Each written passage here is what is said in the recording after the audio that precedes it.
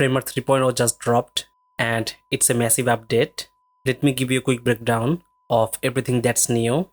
Framework agents.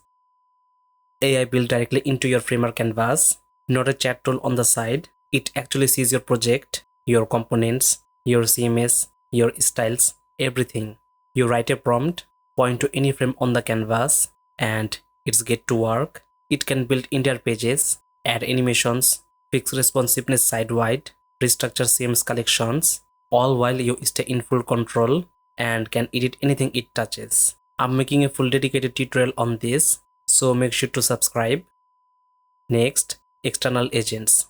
You can also connect tools like Cloud Code, Codex, or Cursor to your project via CLI, triggering changes from your terminal, a GitHub PR, even from Slack. Next, branching.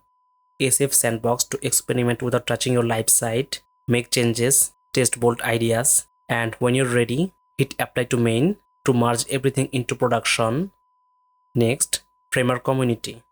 The marketplace is now part of the new Framework community, built right inside the app with a feed, comments, likes, contest, and creator discovery.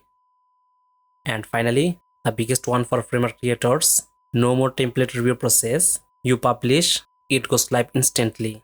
My honest take, there will be a flood of low quality templates and good work might get buried early, but Framework says moderation still exists. They will act after publish, not before, and the ranking algorithm simply won't surface poor quality templates to buyers. My advice, don't panic, don't rush, focus on the product, focus on distribution. The creators who win here won't be the ones who pumped out 100 low quality templates with no real value.